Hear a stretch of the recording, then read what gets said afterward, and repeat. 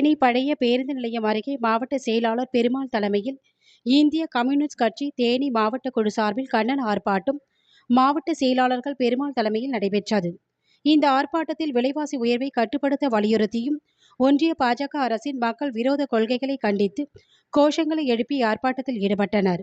இந்த ஆர்ப்பாட்டத்தில் இந்திய கம்யூனிஸ்ட் கட்சி தேனி மாவட்ட குழு சார்பில் 50க்கும் மேற்பட்டோர் கலந்து கொண்டனர். உலக வங்கி முடிவு செய்து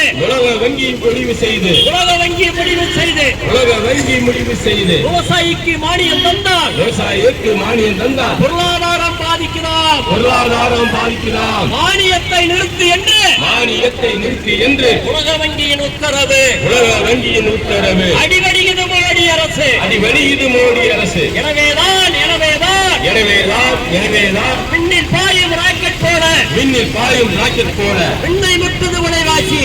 வறட்சி மாட்டுது ஒரு பக்கம், பெருமழையும் பேரழிவும், இயற்கை சீற்றம் இன்னொரு பக்கம், மறுபுறத்தில்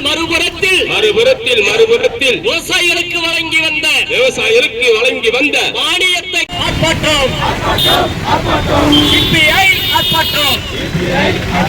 விண்ணை நோக்கி பாய்கின்ற விலைவாசி உயர்வை எதிர்த்துத்தான் இமயம் தொட்டு குமரி வரை கம்யூனிஸ்ட் கட்சி ஆர்ப்பாட்டம்.